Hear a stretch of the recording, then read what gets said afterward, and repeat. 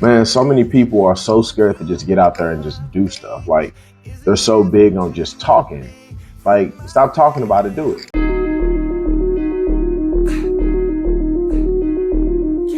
Can't stop, no. Can't stop, no. I can't stop. I won't drop, fall from grace. Cannot. Bitch, I'm maxing out. I know you don't know what that about. Off the six pack, yeah, it's a drought. I'm a sick man, yeah, I'm a safe proud. Push way heavy, I been rocking, you be steady. Talking about that B-vibe, mixing rock steady, you ain't ready. Push a weight, I ain't even talking about no selling. Push a T-soul, mix it with a little Henny. The thug life, I am not a thug, but bimbo ready for the setting. If it's don't right, you might see the ending. Didn't wait, feel so light, was just a headache. Now you gon' see the light. Lightweight, baby, and it feels so right. I'm pressing caskets full of bastards that I warned on sight. Might be crazy, yeah, Roman night. I'm not in matches for your casket, and this one's for my blood. No, no, riding so low. In the light, my soul glows. I'm gon' fight, nose blow. No, no, no, no, riding so. Hey, chat, is OGK Eugene. I appreciate you for sliding through. This is the Open Door. We've had Open Door Best Friends for Betting podcast. We've got the OGK and Dritty show, but this is just OGK Open Door podcast, and we're gonna be interviewing, some independent wrestlers, some entertainers, you know what I mean? Shit, just random people that I may find interesting, or people that's willing enough to sit down with your boy for an hour. Today, we have this guy over here. We have Demarius 2.0 Jones, former heavyweight champion. We got this man. He's been on his independent journey for years now, putting it up. Super shout out to him and his merch. Be looking for his tags. I'm gonna have to get those social media links later. Yes. We're gonna add those in. But I'm fortunate enough to be able to, be one of the few people he's gonna open up to and come off that heelish character a little bit to go ahead and let us know the real about this independent wrestling thing, bro. Y'all be seeing me, we be watching the WWE NXT a lot. This man actually knows some of the people that's been up through there and actually went through that journey and can tell us some of those things. So super shout out, bro. Anything you want to tell us about yourself real quick before we start off? Yes, Mr. 2.0, Marius Jones is in the building. Charles, as always, thank you. Thank you. Pleasure to be on the show. Hey, I'm just me. I've been doing this since 2013. I've been a lot of places. A lot of these people that you see on TV, like I've got to share a locker room with them, and that's not even a boast for me. That's actually a blessing, I would say, just because it was like a once in a lifetime opportunity and everything. But very blessed to have experienced the things I have so far and excited to see where things go. So 2.0 in the building. That's what's up. 2.0. Hey, super shout out. Hey, if you don't know, now you know. Please go follow my man on all his social media links. Demarius 2.0 Jones. My bad. That's all good. Switch. He also does do on the side. He does do day trading as well. So you know what I'm saying. Yes. Maybe we can nibble into that a little bit, or maybe we better bring him back another time for that as well. But Hey, yeah, so let's whatever. break into this. Yes, sir. What you trying to know, Charles? What you got for me? What you got for me? Man, first I want to know is, man, like growing up, like what got you into wrestling? Uh, Dude, easy. 1998, September 1998. It was the first pay-per-view in WWF at the time, USA Channel 28. It was a pay-per-view called Breakdown. Now, I don't know how I came across. I think it was just one Monday. I was like strolling through TV, and I seen these guys on TV fighting. I'm like, all right, he hit him with a chair. That's dope. And it was the pay per view that Sunday, and I wound up catching it. My mom ordered it, was $50, and the main event of WWF Breakdown was Stone Cold versus Undertaker versus Kane in a triple threat match. And honestly, from seeing that, dude, I was hooked. I didn't even watch the whole pay per view at that point. I had just caught it from that point. I was hooked. I was like, I'm gonna be a wrestler. I'm gonna be a wrestler when I grow up. Mm. Sky's the limit from that point, man. So Sky's the limit. So the first thing got you hooked up was a threesome. Okay, so out of this threesome, right? Who did you want to win whenever you watched this, bruh? I was going for Stone Cold because I didn't know much about him. I was just like, this dude beating up his boss. He drinking beer. And again, this is 98. I don't know much about it. I was 8 years old, but I just thought it was so interesting that these guys were like larger than life. I had never seen nothing. It was like it was a shock to me. So I immediately got attached to it. Like immediately got attached to it. But I was rooting for Stone Cold. You was I rooting ain't for gonna lie, I Stone was rooting Cold. for Stone Cold. I ain't gonna lie, bro. Stone Cold had something for everybody, bro. He was an everyman's wrestler. Like, I rocked with Stone Literally. Cold my damn self. Like, you know what I'm saying? Like, Stone Cold was that guy.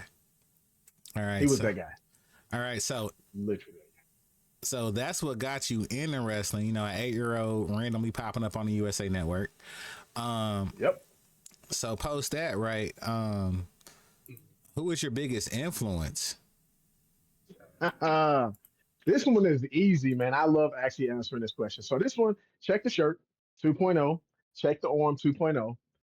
Y2J Chris Jericho was my all-time favorite because also in 1998, the debut of Chris Jericho. No, I'll take that back. I think it was like 99. No, I think it was like 99, something like Mm-hmm. that. 99, 2000, 99. And he debuted. And when he came out, man, like the Rock was in the ring talking. Chris Jericho debuted. Didn't know who this guy was.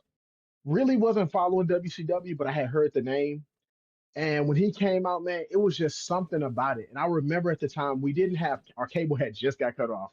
So I had to go to my auntie's house. And I'm sitting there watching with my legs like crossed and everything. And I'm like, man, this intro was dope. And he came out with the arms up, his back turned. And it was how the crowd was reacting. It was the countdown and everything. And then this man knew how to talk. He knew how to wrestle. He knew how to entertain. He was like one big package. And Mm. I don't know, it was like from that point, I was always, anytime I came out, like when I first debuted in wrestling, my very first debut, and I'm jumping ahead of it, but my very first debut, I remember coming out with my arms out like this. I was marking out. I was marking out. I'm just going to say that. But Jericho was my biggest influence over the 2.0 career and journey. For real, Mm. for real. All right, so Y2J. Now you know the one thing is too, right? It's a good thing because like Y2J actually like made a little bit more believable for you because he wasn't one of those huge framed guys that like whenever I Yep. grew up, I'm 5 years older, so you know. With that being said, I had Ultimate Warrior, Hulk Hogan, Sergeant Slaughter, like all these super huge 6'3", 6'4", behemoth type men. You know what I mean? So Chris Jericho actually is one of those, you know, guys who opened up. Besides, obviously, you know, we got those cruiserweights, Eddie Guerrero. Yep. You know, Chris. Paris This ain't Saturn, WWE Malenko. programming. Y'all ain't cutting me a check. Chris Benoit. Okay, we'll say that. Boom. You know, Perry Saturn. There was a lot of those guys who weren't, you know, super big. And Chris Jericho is a good, you know, I damn near feel like you can almost put him in any period, and he would stand his own. You know. Oh, 100%. So 100%. He knew how to carry a match, entertain. And that's for me, like I said, Jericho was just that package. He didn't look like Brock. He didn't look like Batista. He was just this plain dude that knew how to talk. And his intro was everything. That's all I'm gonna say. That intro, that countdown was top tier. Top tier songs. top tier. All Love right. Jericho. Love Jericho. So Jericho's now. Anybody else besides Jericho we got as an influence besides Jericho? I mean, don't get me wrong. Like, I love the Stone Colds. I love the Attitude Era just in general. But and Kane, all the stuff, The Rock, the Entertainers, they all played their part. But man, I don't know. It was just something about Jericho, man. Like it just took off with me. Like it was just Jericho itself. Now again, I have much respect for the other guys and everything, but Jericho, man, I'm still mad I ain't have a match with Jericho. That's all I'm saying. I mean, Y2J versus 2.0. I mean, you gotta look at it this way too, right? Hey, super shout out. Hey, let's tag that. We gonna clip and edit this up, bro. Let's see if we can make that happen. Hey, but he has been around for 4 decades, bro, from the 90s into the 2020s, bro. That's a long career, bro. You know, Long time, still performing. It's crazy. that's a lot of time to be putting people in lion tamers. You feel me? Hey, all I'm saying is, Jericho, you hear me? See me in the ring. That's all I'm saying. That's all I'm saying. The people want it. The people want it. Same style, everything. All right, so you know what I'm saying? Like, so I gotta make this so St. Louis, right? So growing up, Okay. you're a wrestling fan. What high school did you go to? I went to review. You went to Riverview? I went to review. So I'm from the View time. I graduated in '08. And the crazy thing is, man, even with wrestling, I wanted to do this all the way up until I ain't gonna lie, I probably got into middle school. And I was still watching wrestling. Like I never stopped watching wrestling. But I always told myself, I was like, man, I think I gotta grow out of this because I'm so liking girls. I don't think this is gonna work. And literally, I kept doing it, but it wasn't like I wasn't talking about it as much because I'm like, man, I don't think that's gonna fit good. And it was like as soon as I graduated high school, I went to ITC Tech and I kind of sat there. I was like, man, what do I want to do? And it was like it clicked. I was like, hey, don't you still want to do wrestling? And I was like, yeah. So I don't know if is this jumping ahead too much? No, I actually, mean, that's leading right into my next question. I was gonna ask, how'd you okay, break into the independent wrestling scene, or what got you there? You know what I'm saying? Like, that's where we was cool. leading to. Okay, bet. So very, very cool journey. So I remember one particular time, and I can send you videos on this stuff. But Tough Enough, Tough Enough was around like back in the day, and Tough Enough had wound up coming back in like I think mid part of the 2015, 2013, something like that. Mhm. And I was sitting in a little room, and of course it popped up. So I'm like, yo, this is the opportunity. How did the name Demarius form? The name came up. I was sitting in a living room. My wife, who was my girlfriend at the time, we all at the house. And I'm like, babe, like, I want to go for this. And she was like, go for it. She was like, you need a wrestling name. And I was like, all right, I don't know. And then I put my first name and middle name. I'm Darius. Middle name is Lamar. And I moved it together. It was Demarius. The Jones, let me tell you, the Jones came silly because the Jones came from when I actually jumped into the ring. My trainer was like, "Hey man, you got to have a last name," and I was just like, "I mean Jones." That's literally as simple as it was. It was just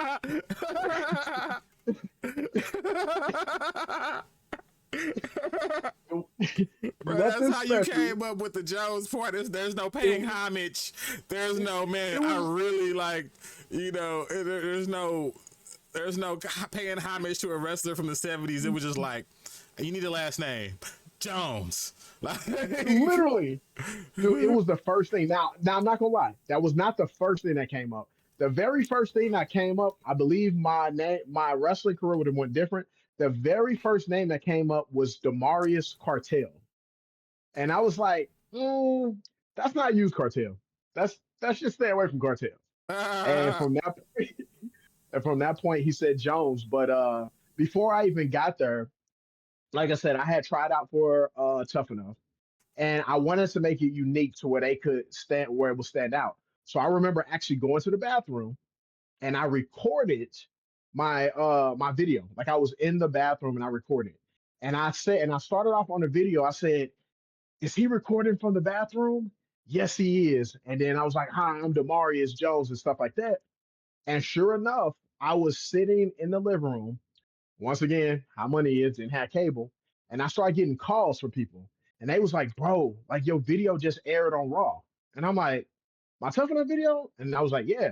And sure enough, it's still on YouTube to this day. I'm gonna send it to you or whatnot. oh But wow. and I got it saved and everything. And I was like, this is so freaking dope. And from that point, we wound up going to Florida because Florida was running FCW. Before the NXT days, y'all, Hmm. there was FCW. And I wound up going out there. And do you know Norman Smiley from Yeah, of WCW? course. Yeah, yeah. Yeah, yeah. So I knocked at the door on FCW. It was, dude, surreal moment. Still got the picture of it. And I knocked at the door at FCW, and it was in Tampa. And I remember him answering the door. I can't tell you who I seen. I do know some of the people who's probably wrestling now, but I seen a couple of stars now. And I was just like, yeah, man. I was like, I'm interested in trying out. And he said at the time, he said the next class is going to be in January, but I don't know what is happening because Triple H is doing something completely different. And he said, I keep you posted. So he wanted to give me Ah. his number. And that's where NXT came from. He wanted to give me his number. And I was texting him off and on, like, hey, like, have you heard anything? And he was like, no, I'm gonna keep you posted. That dropped, and then next thing you know, NXT was the newest thing that popped up. Oh wow. And yeah, it would do crazy.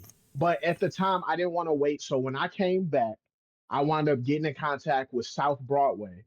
And that's where I met my trainer, Brandon Espinoza.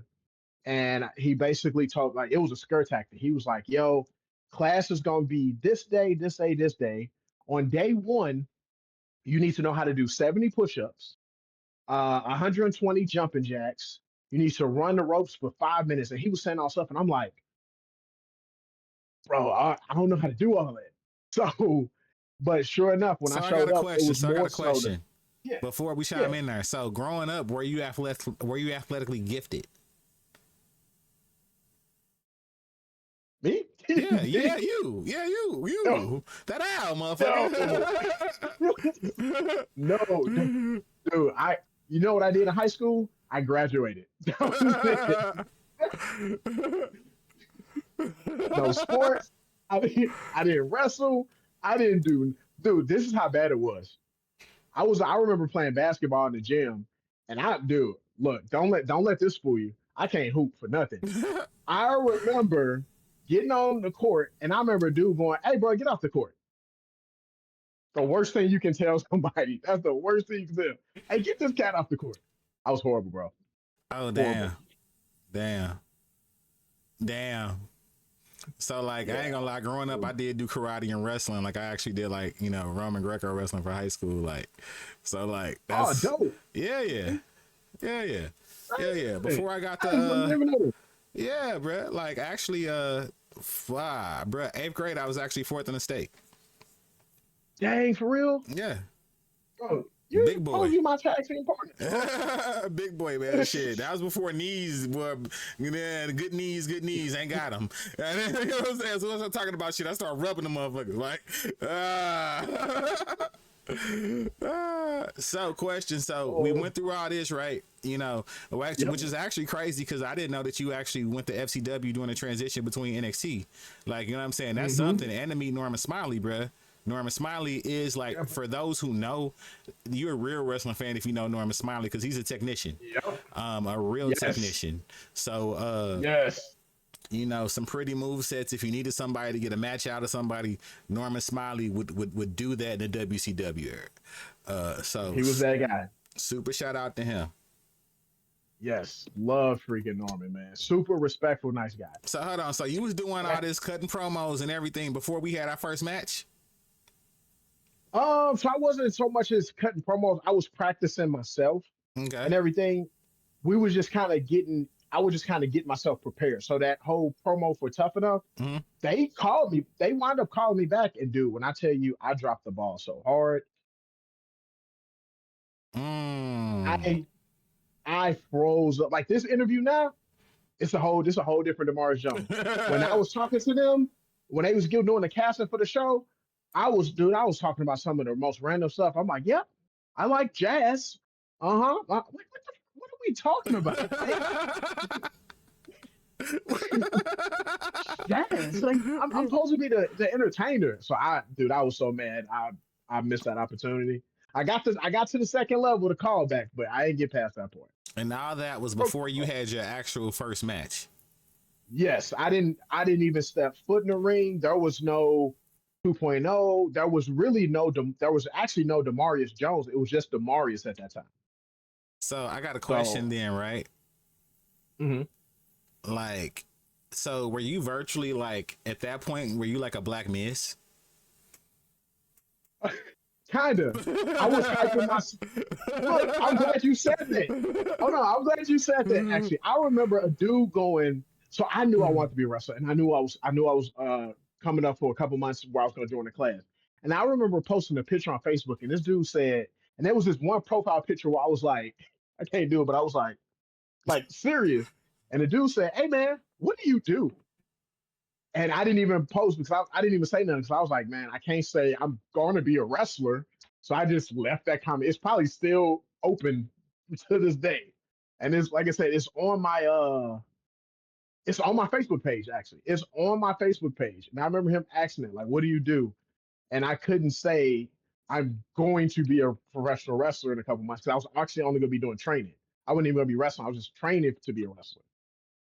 It's been a journey, man. It's been a long journey. All right, so obviously though, you had an advantage going into your first match if you had already been featured on Raw without even showing any wrestling skills. You was like Enzo Amore. You was all mouthpiece. So when we got to that first match, what was that first match like after we got past that Y2J entrance? Man, look, I'm finna break wrestling code for a second. I didn't know that you go over the match before. I just thought you just went out there and you just somehow just knew what you was doing and you just wrestled. I'll tell you this, Charles. It was such a shock because I was in a tag team match and they was going over the match and I was like, whoa, what we doing? He was like, we going over the match. I said, that's what y'all do? I thought y'all just went out there and performed. Didn't even know. Nervous wreck. And that match is on YouTube. My very first match is on YouTube. And when I tell you I'm in spandex, no shirt, and my underwear going out, I was like, man, this is crazy. It was in Illinois. I was like, I don't know if I want to do this, man. Like, this is, yeah, that was we got the W. We wound up getting the win. But yeah, I remember getting tagged in, and I did this Bob Holly elbow and this Bob Holly kick, and then I came in and I did this leg lariat. Now the funny thing about this is the leg lariat that my character is known for now. I gave the first leg lariat in that match, and I hated it. I said, man, I ain't gonna never do that again. That looks stupid, and somehow that became like my go-to, like my bread and butter. Freaking nuts! It was ugly then when I did it. It was ugly. It was ugly.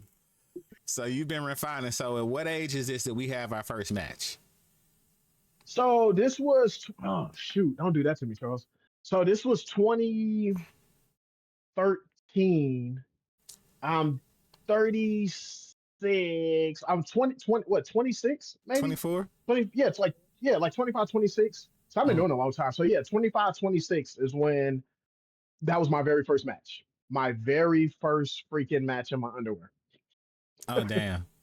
Damn, you ain't like, you know what I'm saying? You just had some Fruit of Looms up in that joint. You were just out there just, this motherfucker, you ain't have a jock strap on a nut, and he was just out there just, shit, my Spidey Whiteys. This motherfucker go, between the ring. No, it wasn't too bad. It was some swimming trunks. I found some swimming trunks on eBay, all black. And then the kick pads I had actually drew on this weird design. And it was the design of my tattoo. My not the whole thing, but this part right here. I remember actually drawing that on there, and I thought I was doing something. And I came out before 2.0, and I was doing this. Like, this was my sign when I came out. Don't ask what this is. It looked like something from Jeepers Creepers, that little thing that he threw.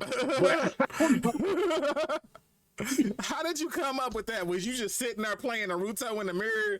Like, dude, hey, how did you come up with? What was you doing? Like, this motherfucker sign language interpreter. Dude, my hands just got caught. Like, I was just moving my hands and they got caught like this. And I was like, I just every match I came out, I would do this. Or when I was going for my finisher, I'd be like this. And I was like, bro. And then some dude told me, which made me stop doing it. He goes, when I got back to the locker room, he said, oh, yeah, man. He was like, I didn't know you was like, what did he say? Like, you a devil worshiper or something like that? Or you worship something? And I was like, no, bro. I was like, you know what? I said, you know what? That day, it stopped. Everything ended. Like this in the ring, like, what is this? What is this? It looked like the weapon from Somebody gonna Jeepers use it. Creepers. That's what it looks like to It me. does. That little thing that he threw. Like, hey, but I ain't gonna lie. If I saw that on a shirt with like some hands, it'd probably be hard. It probably would be dope, but yeah, in the ring, and I still remember forming it. I couldn't tell you what it meant. I Nothing. It I've was never just seen that, bro. If someone, bro, what if they just like spooked you out of like the most like memorable hand sign ever, and it literally mean nothing? Because who the fuck? What? How are you doing this to form the devil? Like, I'm trying to understand. It's for no clue, man. I just wound up. I just stopped. I was like, "Nah, dude, don't worship the devil." I said, "You know what? We're good on this. We'll find something else. okay. We'll find something." Yeah, we ain't on that way. Um, All right. So question though, right? So, and question though, I do know this guy, we vibe, we Gemini guys, but I do know him from a place that we gig at. I'm not gonna mention that place, but this man, we work in a place where there's a lot of people, and it's funny because he just randomly came up with this sign. He has a different handshake for everybody that interacts with this man, and it's funny. It's like an NBA game, an NFL game, and a gang meeting all at the same damn time. Like, I have no idea how he remembers this shit. So I be like, yeah, I'm this fist bump guy. I'm just gonna fist bump you, and the only reason why I do that is I'm trying to see who knuckles is fucked up. Who do I gotta watch out that may swing on me? Your shit bruised. Your shit freshly scarred. Was you upset this weekend? How was your weekend? Like,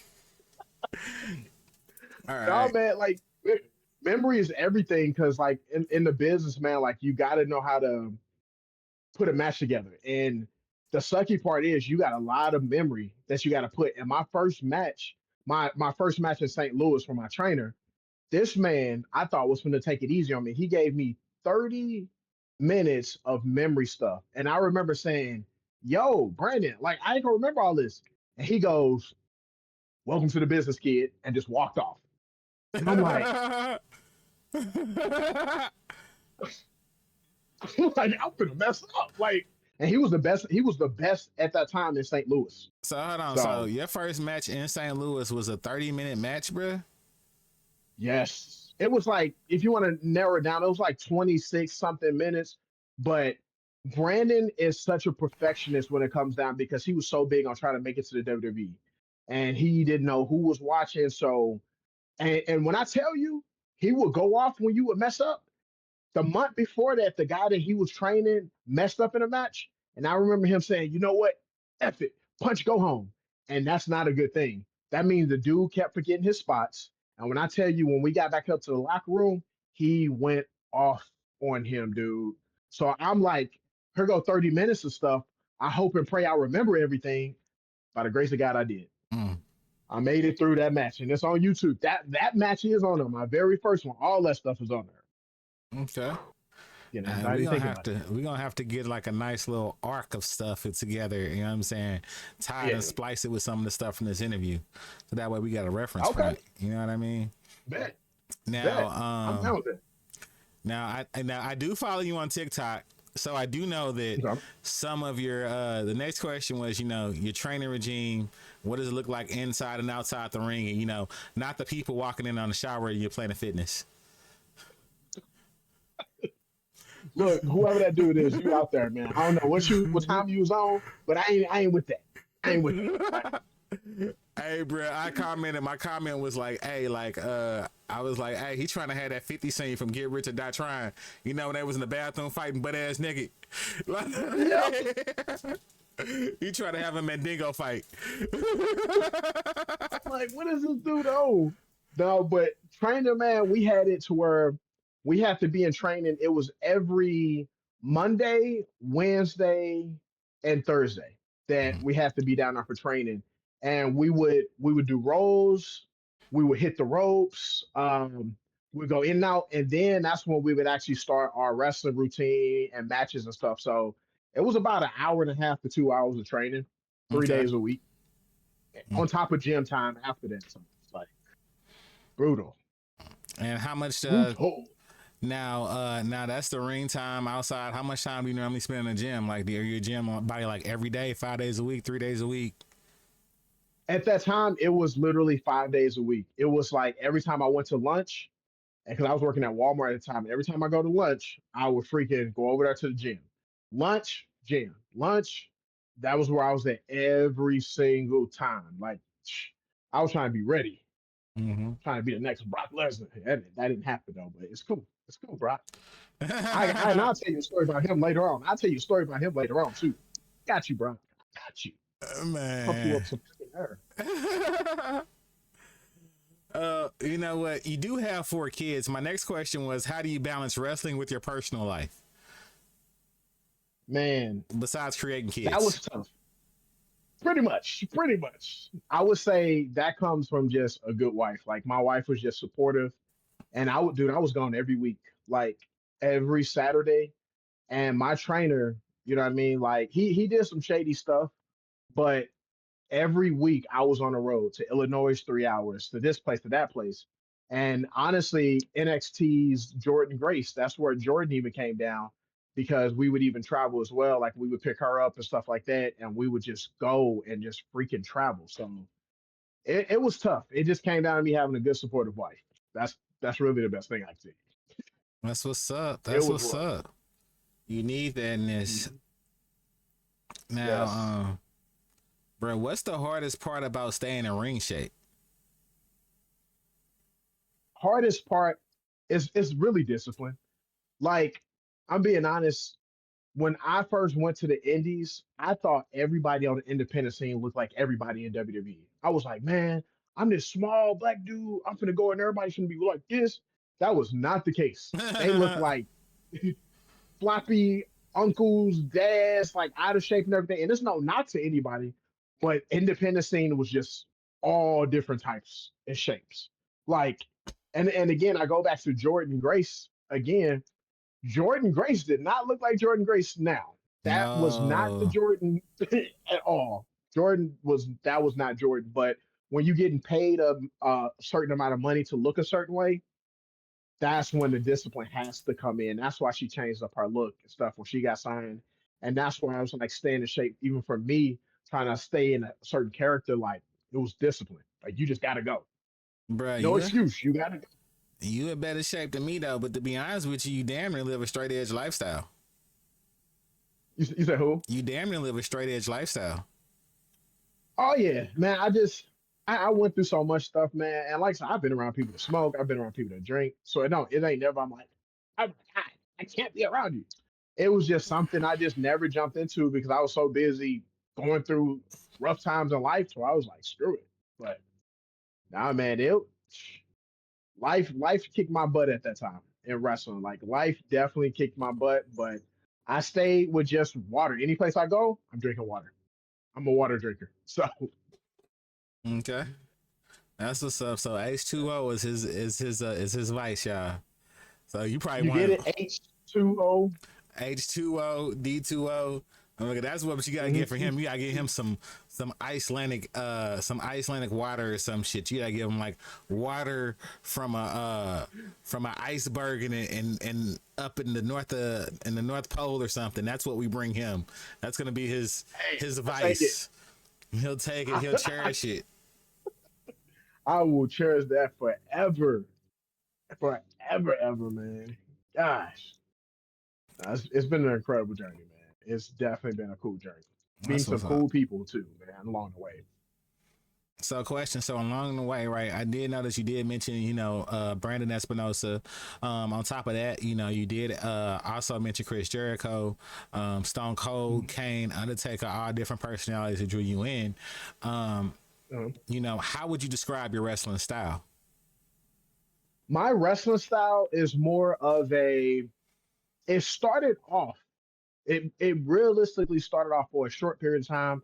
I was going to be the high flyer. Now on the independent scene, the black dude does the jumping. Like I'm just being honest. He's the dude that's athletic. He's doing backflips and stuff. I can't do a backflip. All right. I ain't him. I'm not him. So, but my very first match against Brandon Espinosa, you will see me. I did a head scissors. I did a Hurricane Rana, and I did it for a very short amount of time. Now my style is just more so like the Dean Ambrose brawler, Stone Cold type brawler. But at the same time, if I need to do my high kick, my Jericho high kick, I'll do that as well. It's Okay. mainly just more so the strong man, like the brawler, just the rough guy, the Dean Ambrose. Okay.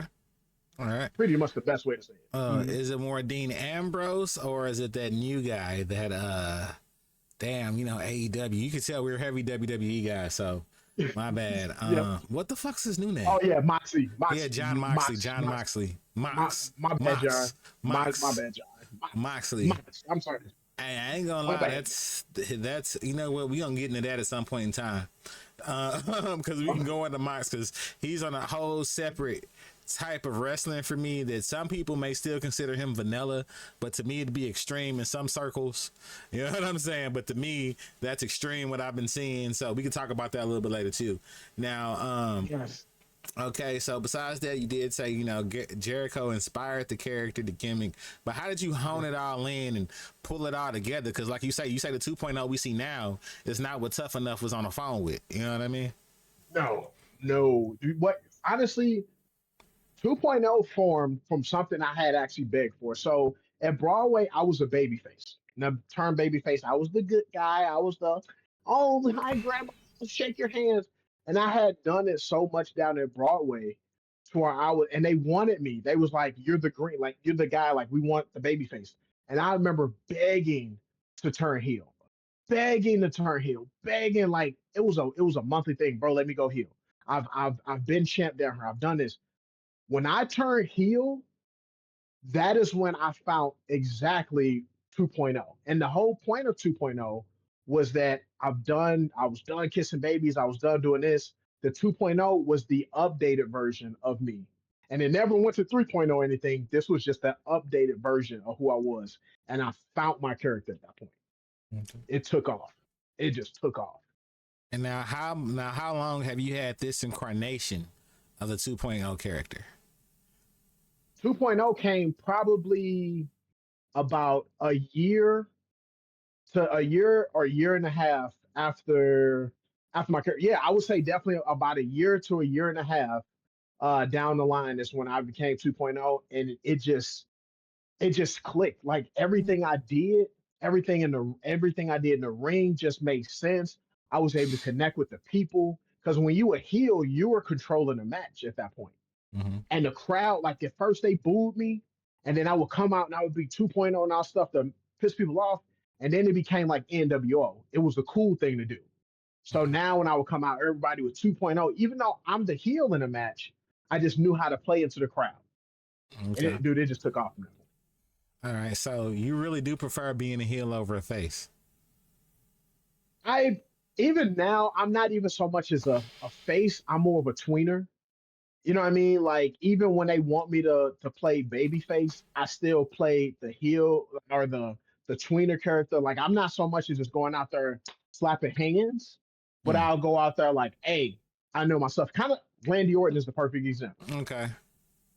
Randy is the perfect example of how I am. Like he don't really go out there slapping hands. He just get the job done. Yeah. Okay. Best thing. Mm-hmm. Shout out to Randy. Shout out to Randy, St. Louis on, bro. He a Hazelwood West boy guy. Hazelwood West guy, I believe, isn't he? I believe he Hazelwood West guy. He don't even know I stalked him.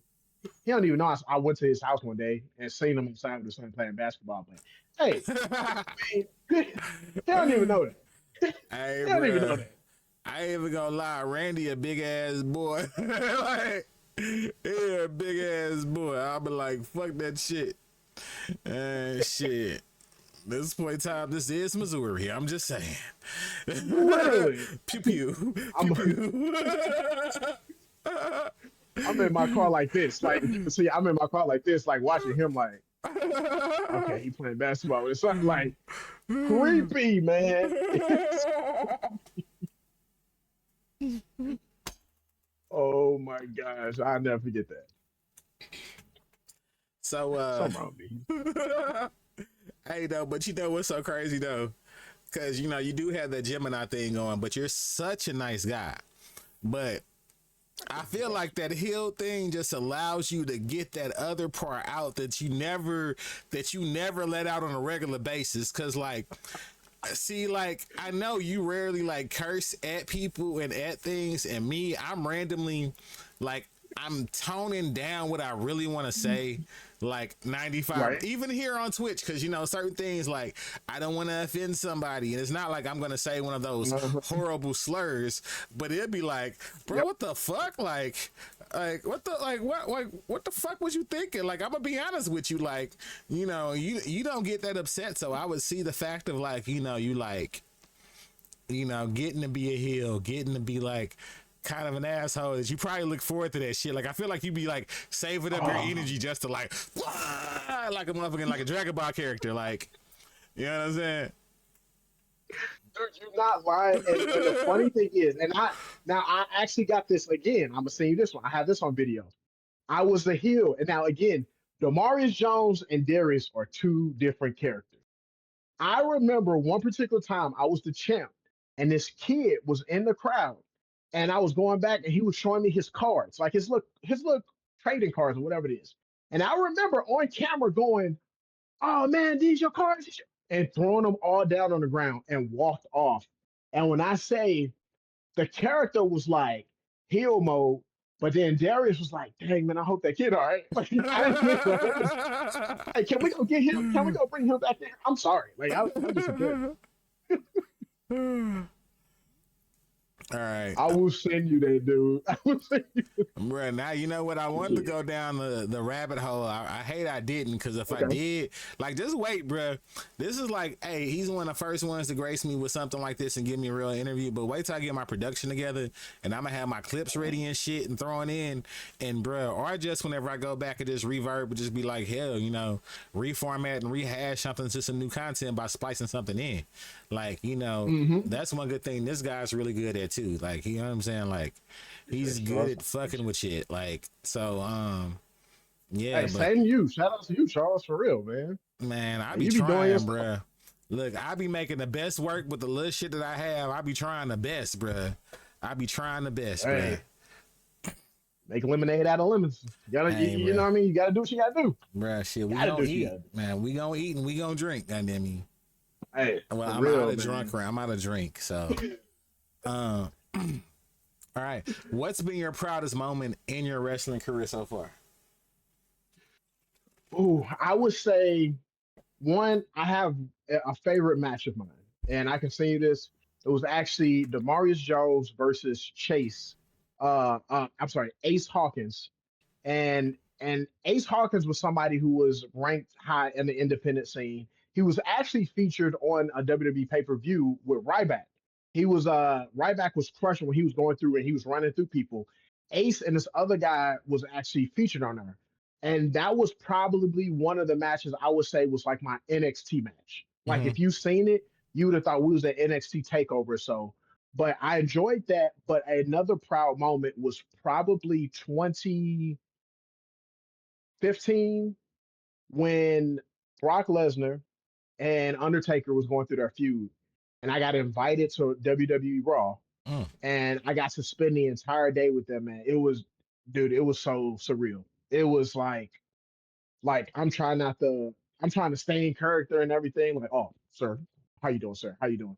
And then in my head, I'm like, oh my god, oh my, don't go down and take it. Oh, how you doing, Mr. Taker? Mr. Taker, thank you, sir.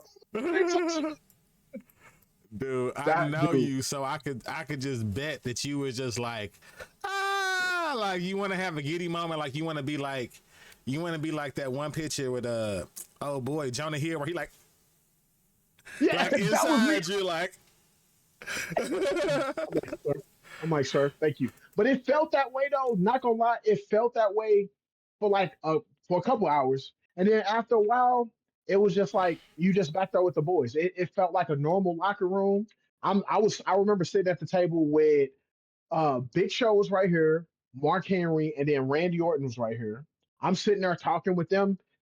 Catering's back there, like we eating food, we watching the show. Usos over there, Bray Wyatt just walked past, and it just felt normal. And JoJo at the time Love JoJo. JoJo was the very first person that made me feel welcome. Like she came and she had a whole conversation and everything. And I was just like, hey, I appreciate that. That one little moment, man. One little moment. So This motherfucker enjoyed it. said the most normal part was he was sitting next to Big Show, Mark Henry, and Randy Orton, three massive ass human beings, and he probably feel like the littlest kid in that motherfucker, like they all big brothers. Like I just picture right now, this motherfucker feet is swinging, like sitting next to these motherfuckers, like. This is how I look. I don't know if you can just see my eyes, but I was like, oh, hey guys, look at that. What are you doing? Oh, okay. Hi. Dude, crazy. Dude, it was no lie, man. It was such a freaking dope moment to be able to eat food with them, just watch a match with them, just normal conversation, you know what I mean? And then the fanboy part of it went away because we was there the whole day and it just felt like I was just there with the boys. I'm just like, all right, like, cool. Oh yeah, man, that match was dope, man. That match was dope, blah blah blah, this and that and everything. And it was a dope experience. It really was. And Regal, amazing. That's what I'm Okay. gonna say. William Regal, amazing guy. Okay, so question: have you seen his son wrestling NXT? Have I seen who? His son wrestling NXT. Oh yeah, they look alike too. Yeah, they I do. forgot the dude name and everything. They look just alike. I was like, yeah, dope. He going places. If they really use him right, his son going places, man. They use him the correct way. His name Charlie Dempsey. Charlie Dempsey, that's it. Yeah. Charlie Dempsey. His Because he went to guy. what's his name? The dude, the deaf. He not deaf, but he got that. I think he is deaf. Yeah. Miles Bourne. Yep. Yeah. Miles Bourne. The one knocking down Stephanie Vacquier. Yeah. Yeah. He sure is. I ain't gonna He lie. sure is. Hey, one podcast I was fucking. I ain't gonna lie. I was like, I probably should cut this out. It was actually how I ended it. Right. I was like, that's where Booker T got that noise from. Where he be ah. I said that motherfucker deaf. I said when he was hitting, he was telling Booker T, he'd be like ah. And I was like, I probably should cut that out. But you know what? I'm not making fun of dude, so I feel like it's okay. Many people want to be in that position. What the fuck? Oh, I can't. Charles, I'm trying to have a good week, man. I'm trying to have a good week. Guy like week, this bro. looking down at me. Little guy like this. You think that's funny? No. Just look at him and go,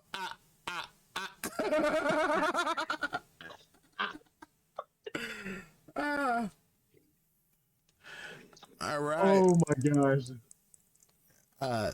Toughest opponent. Who is your toughest opponent? My toughest opponent would have to be not Chris Jericho. My gosh. Brandon Espinosa was definitely one of my tough opponents. A guy that actually used to work with us, his name was Baracus, is another one. Here's the crazy thing. Here's another fun fact. I actually punked out. I was going to have a match scheduled against Kyle O'Reilly. Keep in mind, this was right before Kyle O'Reilly joined WWE to form Undisputed Era. Brandon had actually contacted me and was like, hey, man, up in Illinois, I think it was like HRW, they wanted to have a match and they wanted me to have a match against Kyle O'Reilly. And when I tell you, I knew who Kyle O'Reilly was on the independent scene. I knew he was going to get signed. I'm like, hey, man, I can't make it. That was the first match I had ever punked out of, and I regretted it. And they wound up getting a dude named Keith, a.k.a. Baracus, to do that match for kind of fill in for me and everything. But, yeah, if anything, that probably would have been my toughest match. Oh, damn. That right there. I still regret it, man. Damn, bro. I'm sorry. Yeah, literally had that match in a bag, man. And I don't know. I didn't have confidence in myself. Now, this 2.0, let's go, Kyle. But at that time, man, yeah. So Brandon, I would definitely say, has been throughout the years my toughest opponent, mainly because we've wrestled so many times. And now, dude, like we've wrestled so many times to where we ain't on speaking terms, but we've wrestled so many times to where we didn't even have to go over the match. I knew his style, he knew my style. I can't tell you how many times I would put him in a headlock and be like, bro, I'm finna get some chicken after this match is over. Like, say some super stuff. Put him in a headlock. Boom. Oh, yeah. Come on, crowd. And you know that new Marvel movie coming out? Oh, yeah. Like, try to get the other person to break character. But Brandon definitely would, I would definitely have to say, because he has so much high expectations. And if you didn't do good, unlike anybody else who like, it's fine, he would let you know right then and there. So it was tough. I give you that one, Brandon. We don't talk no more, but I give you that one. I give you that one. All right, so I don't know if this is. I don't know if this question still gonna be the same answer, but if it is, okay, I'm gonna ask you another one as well, because you know what I'm saying. If you could wrestle with anyone, indie, major promotion, you know what I'm saying, who would it be? Okay, are we talking about now, or are we talking about back then? See, I already know you're gonna say Chris Jericho. So besides Chris Jericho, no. Actually, not even Jericho. Not even Jericho. Because Jericho, like I said, Jericho on a different level. Like the newest talent, I would say, give me. You think I'm being crazy on this? Give me Roman. Roman? Give me Roman.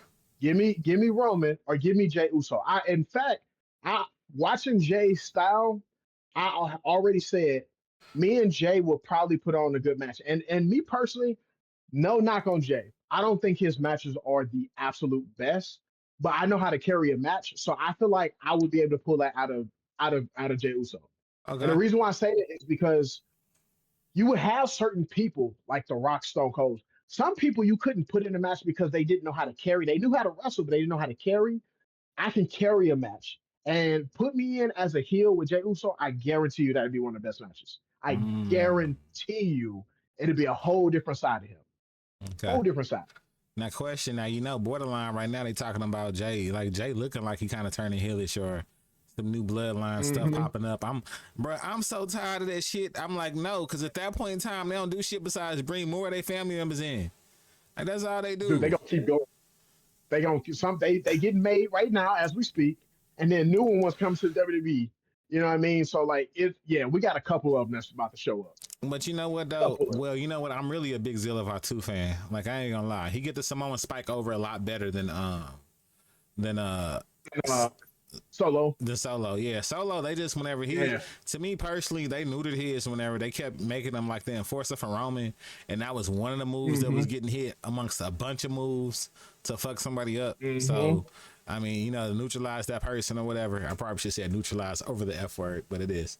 All right, so yeah, I mean, you know, moving towards that though, but also like whenever they got this last round, bro, all the time the MFT, everybody with MFT, all those, I say they already been used up in other organizations. I really feel like most of their prime is gone, and all of them ain't gonna be Jacob Fatu. And Jacob Fatu lost his little push, but now they pushing him again.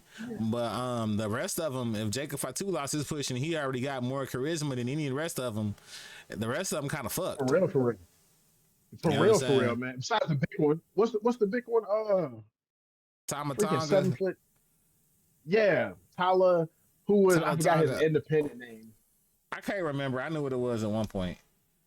But but I think they could do something with him. Like they could do anything with their big guys. Man, I bring Braun Strowman back before I bring him back. Yeah, Braun probably done it though. His knees fucked up. I know. I bring Brian back. Oh, the last time when I saw Almost in the AAA, Almost didn't look bad. Yep. Almost is looking better. He getting there. He's 100% definitely getting there. Like, it's a big dude. Yeah, that's a very big dude. Especially since AJ Styles, I know he ain't like a huge dude, but he ain't no small dude either. And when they was coming out together with that tag team for a minute, it was like, Lord. Right? AJ was looking up to him like, sir, can you handle that for me, please? Can you hear me up there? Like, man.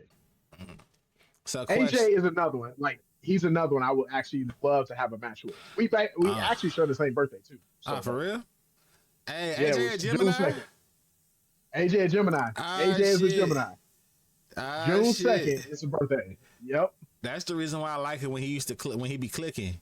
When he be clipping on motherfuckers Uh-huh. and he go kind of crazy, I be seeing it because he a man of God too. So, actually, you know what? They talking Yep. about AJ on his last run too. Like it's getting Oh, closer and closer. AJ on his way out. He He didn't on want to he be on 50. another year or two. Yeah. Mm-hmm. He say after 50 he ain't want to Yeah. wrestle no more. He been like pretty adamant about that. And also like I feel Yeah. like a lot of this generation of superstars like they don't want to be coming back or fucking in or in gymnasiums for fucking 10 and 15 people or some shit trying to like put something together and or form a shot to themselves because like AJ will tell you like some of the moves he couldn't do like the other day they had the new X Division champion on the C Oh yeah. on NXT with Javon Evans. And Javon Evans, Yep. that man, he gets in the air like no other, but he's 21. So I don't know what he's gonna do when he's 31. Yeah, that's gonna slow down. That's gonna slow down quick. Yeah, you know what I'm saying? It's gonna be so which I just worry about that style for him. But he's electrifying. Yep. And they had the new guy there, and I was telling my guy, I was like, that's the belt AJ Styles like made popular, that X Division title. I was like, if you saw some of the shit that they did, him and Daniels, like Samoa Joe, all them, I was like, if you saw what they did, I was like, whoo, woo. AJ, that dude, man. AJ is definitely that dude. So For I got a real. question, bruh. So like, what would your ultimate goal be? You know, would it be the WWE, AEW? Do you have, a fetish and want to end up in EGPW, NJPW? Craft or, just kind of stay on the indies and be that nurturing talent there. What you want to do? So this was kind of where the crossroads came in. So a lot of people don't know. I was at the point where I was at that crossroad to where we was gonna just go all in. And I haven't, some people know, but I gave it up. I literally said, I came to the point where I said, what is more important? Is it going to be me with my family and me being here or me being on the road? Because they on the road, bro. Hmm. And I remember actually tearing up and crying because I was just like, I'm gonna give it up. Like I'm gonna give it up for my family. And that's where trading came in. That was kind of like that substitute after so many years to figure out exactly what I want to do. Now, do I want WWE? No. But would if an opportunity comes like a Logan Paul, like an opportunity to do a couple special matches, heck yeah, I'm gonna take it. Like 100%. Wherever trading takes me, and if it takes me to that point to where they like, hey, y'all know this trader? You know, he actually was a wrestler too. Hey, bring him. I'm there. I'm there. But independent scene, 100%. Like I would do that all day, and I'll do a couple of AEW shows if needed. But trading is kind of at that point like my new. I hate saying it. But I'm gonna always be 2.0. 2.0 is always gonna be there. Never gonna stop. So if somebody over in NGPW got a tape and was like, hey, we want 2.0 and over in Japan, over in On my way. Tokyo. You'll be like, Ni.0, Ni.0. Oh, like I'll do, and like I said, the trading thing, I'm trying to get to the point where I'm done with work, done with the 9 to 5, and then at that point, that's actually gonna open up more spots for me to go into indies and actually doing a little bit more than I didn't get to do before. So I'm actually very looking forward to it. Okay. Just almost like a part 2.0, Okay. basically. Most season 2.0. That way, you know what I'm saying? You living that life and Yes. getting to, do what you want to versus having to do it. Because the one thing Yep. people don't realize is like, you know what I'm saying? Like, all that traveling and whatnot, bro, like being an independent wrestler, it's expensive. It's like, band wise, like it's almost like being in a band. Shit, almost like this streaming shit. The streaming shit ain't nowhere near as expensive because I ain't spending Yeah. nowhere near as gas. But little programs and stuff you buy, apps and stuff you get, Still doing a lot. subscriptions you get, like all that type of stuff. Like, so I know like on the road, like eating ain't cheap, you know what I'm saying? Especially maintain that physique you want to keep, you know what I mean? Because I'm sure like the 2.0 now is more bulkier than whenever you first started. Oh yeah, it's definitely night and day. And then you got to think too. Some of these promoters, look, I'm gonna call y'all out, promoters. I'm gonna call y'all out. But a lot of these promoters don't pay. Poker, the one I do for Tennessee, love you, brother. Always taking care of me. But a lot of these other promotions, dude, travel 3 hours. I remember I traveled 3 hours, 3 hours, and I left the job that we're at right now as when I was a pre-sales rep. And I remember traveling there and I was telling the dude, I said, hey man, you got an outside show. Are you sure it's still going? It's raining. He was like, yeah, man, yeah, man. I went all the way down there. They canceled the show. This man gave me $20. Oh damn. 3 hours there. And he was like, man, I'm gonna give you 20. Now keep in mind, I got two other people with me. Bro, you gotta cover us. And I'm gonna give you $20 and then just come back tomorrow. You got it. Didn't even show up. Literally didn't even show up. I mean, These promoters, man. if it's gonna be $20 in tomorrow, it should be $20 in a room. Literally, man. $20 for us to go there to come all the way back and not get paid. Some of these promoters, man, well, it's an opportunity, kid.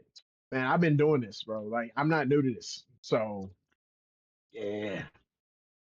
It's like that sometimes. Like that. Damn, bro. Yeah. That, I got stories, man, for days on that one. But that's another time. That's Well, another time. shit. Speaking of stories, bro, what's up with some crazy ass road stories traveling from show to show? You know what I'm saying? So, had a couple. It's been a couple. We've had a car breakdown before. That was normal. Let me tell you something. I'm a car guy. My wrestling buddies are not car people. Their cars are filthy and they don't take care of them. And I remember one particular time I'm in the backseat sleep like this, and I wake up and I hear something. I'm like, hey man, your car sound weird. He like, no man, it's fine, it's fine. Now, bro, your car sounds weird. This man was riding in Gear 3 the entire time, and he blew his transmission, and we were stranded 2 hours out. Damn.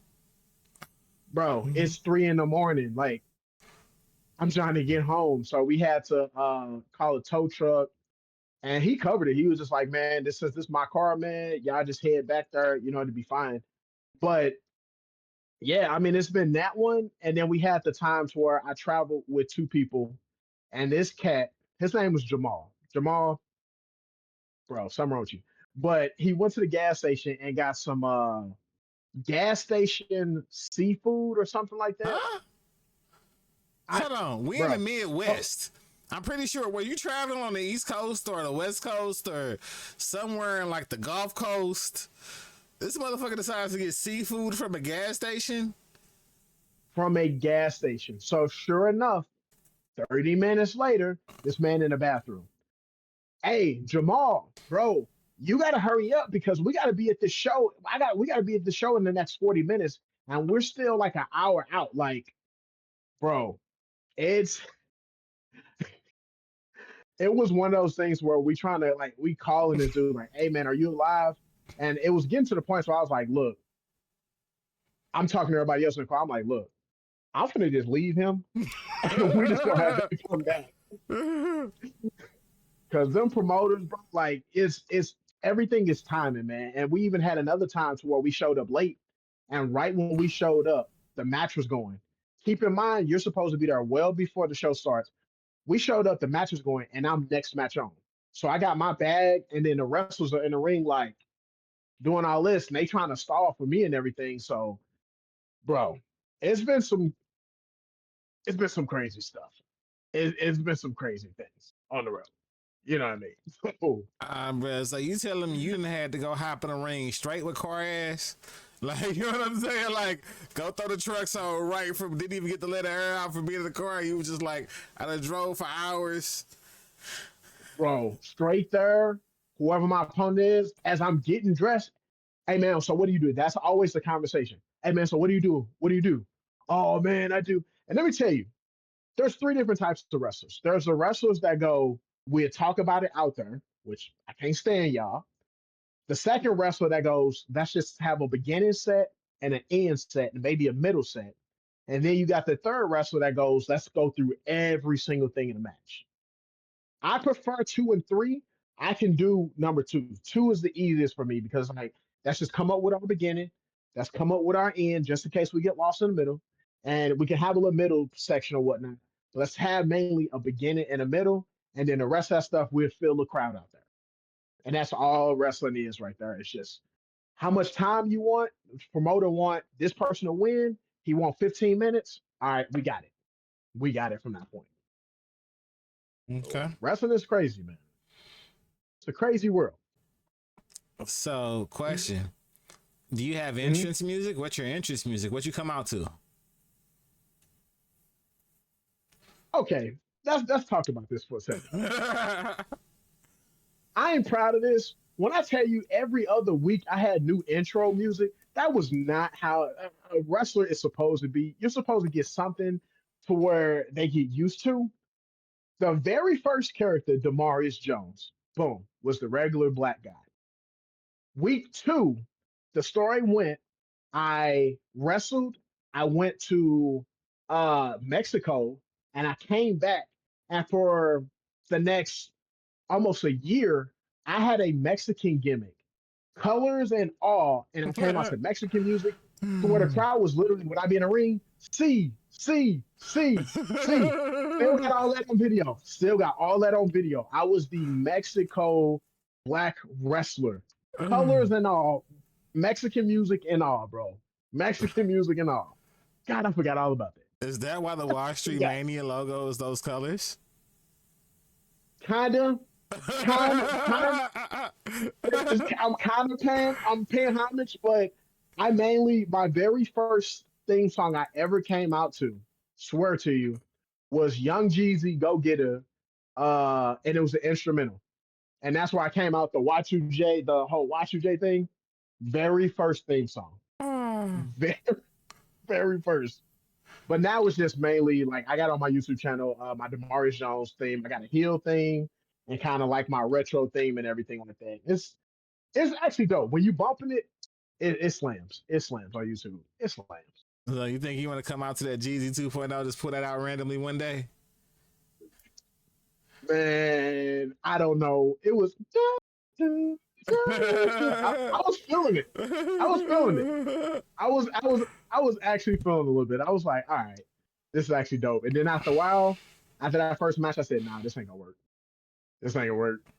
I switched that theme song up probably 4 or 5 different times. So over the course of my years of wrestling, I've probably had about 13 theme songs. And that's not over bad. You do not want to do that at all. Hell. All right. God. So besides like not having 13 theme songs, what advice? No, actually, no, not that one. Not with that. What's something, a random like me, like, a mark like me, doesn't know about indie wrestling?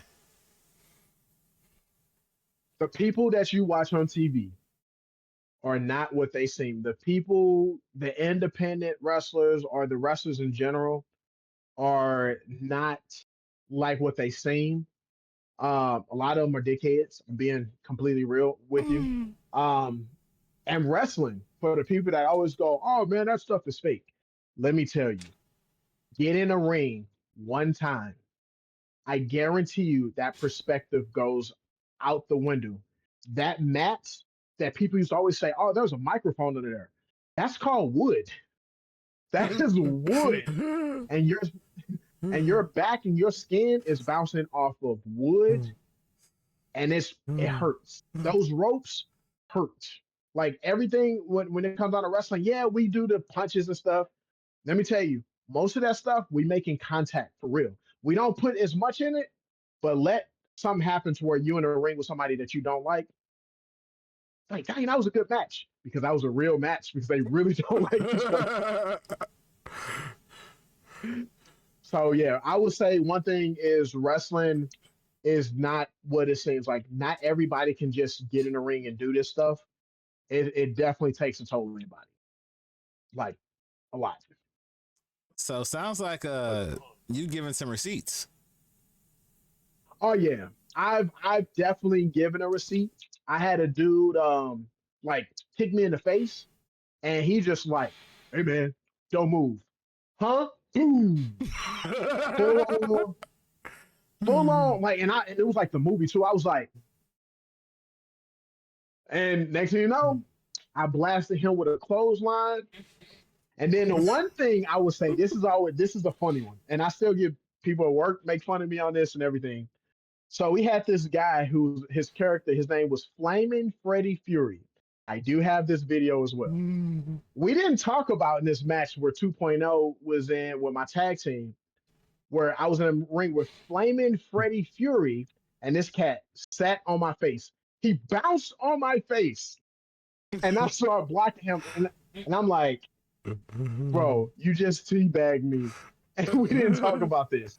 So, so sure enough, in that particular match or whatnot, I remember kicking him and I was hitting him. Oh, it was legit. It was a real like, oh, we didn't talk about it. Like, no, you ain't. I can't let you get away with that one. You just teabagged me in front of fans. Like, nah. Oh, Okay, so I got a question too, because this is one I was talking about with somebody the other day while we talking about it. In your okay. personal opinion, what do you think is the most disrespectful move that you can have done as a wrestler? It's like, I mean, like as a man, like I understand wrestling's, entertainment, right? But as a man, the one move that you would just be like, hey, I want to kill this motherfucker. Like the worst move you can have done on you. Like, what do you feel is the worst one? And I got something for you after that. Okay. So I'm thinking of a move right now that I couldn't do. Like I'm sorry, Vince. You probably just gotta let me go or punish me or like whatever. Do you remember Viscera? Big Vince, Yeah, Big Daddy yeah. V? Big Daddy V, hell yeah. Yes. So he had this thing to where you would be on your like you're on your stomach, and he would be like kind of like in a wrestling promotion. Like so, like this is you standing up, and this is him, and he would basically lay on top of you like this, and he would hit you, and then he would flip behind you and start humping the ground. And I was like, no, I can actually send you that him doing that to multiple people. And I was just like, nah, we can't. Because I can't say nothing after that. Like, what else can I say?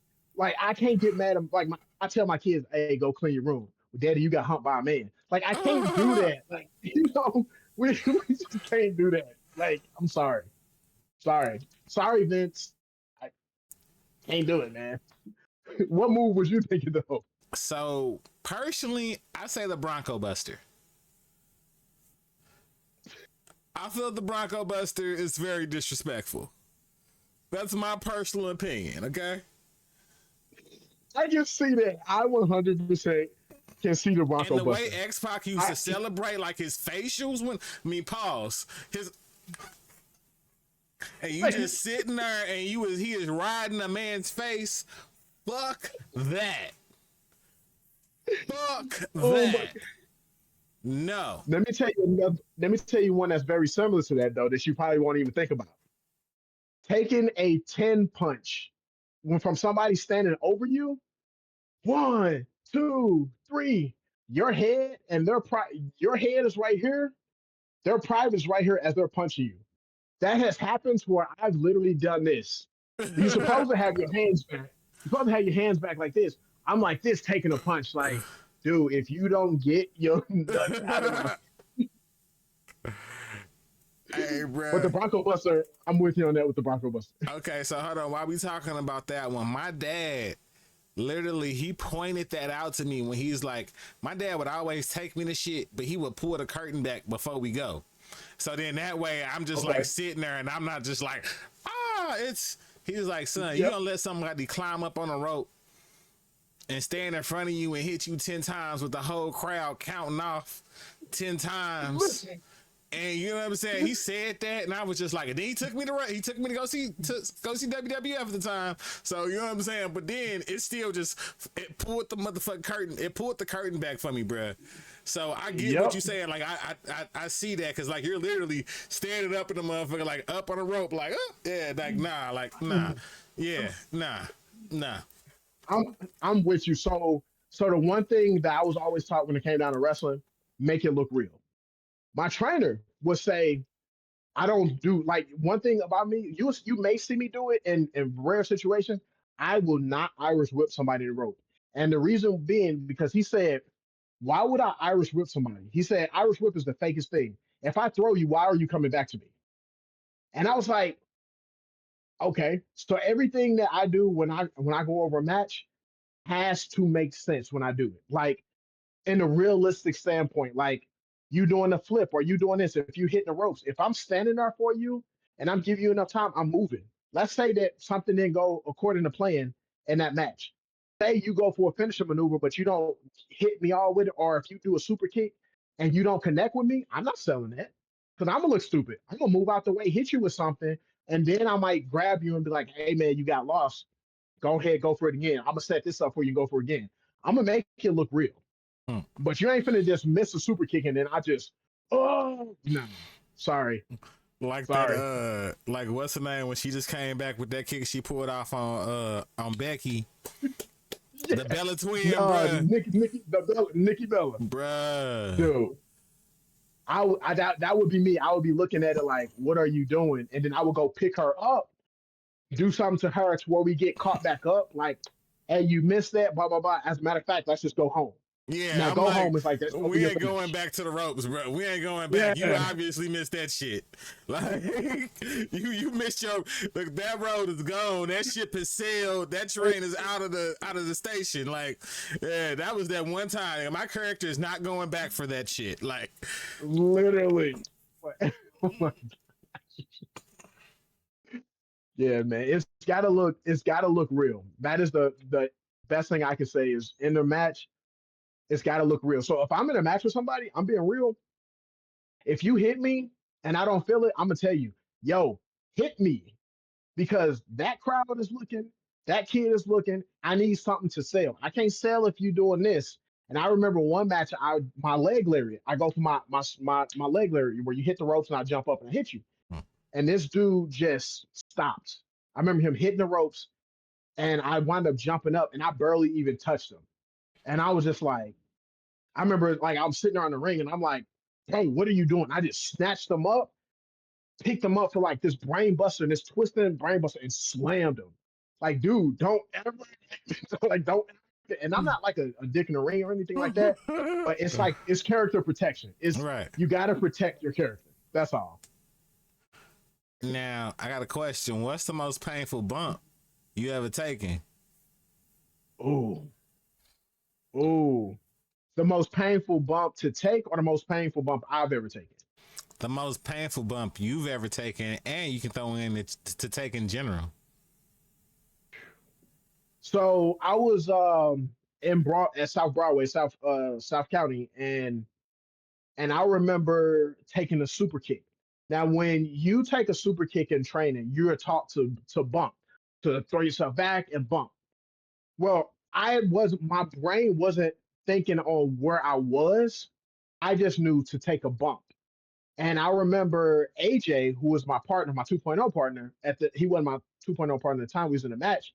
He super kicked me. And when he super kicked me, I was on the outside where there's hardwood floor. And I remember taking a bump on a hardwood floor, and I remember like seeing nothing but white. Like literally Mm. nothing but white. And I'm like, oh shoot. Like and he grabbed me, he's like, you good? I'm like, nah man, I'm like, give me a moment. Like, give me a moment and stuff. So he went and did something else and I got caught up. But yeah, full on head first on wood. Mm. Yeah, I was seeing something. I was seeing. I was like, you would have thought I was drunk or something, or high or something. I'm like, I woke up like this, like, you all right?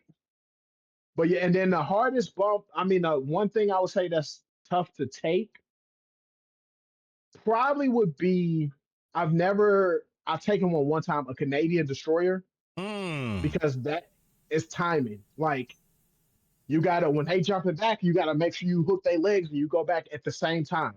Like nah, if I can avoid it, if you tell me a Canadian destroyer, if I can avoid it, I will. But yeah, Canadian destroyers are not to play with.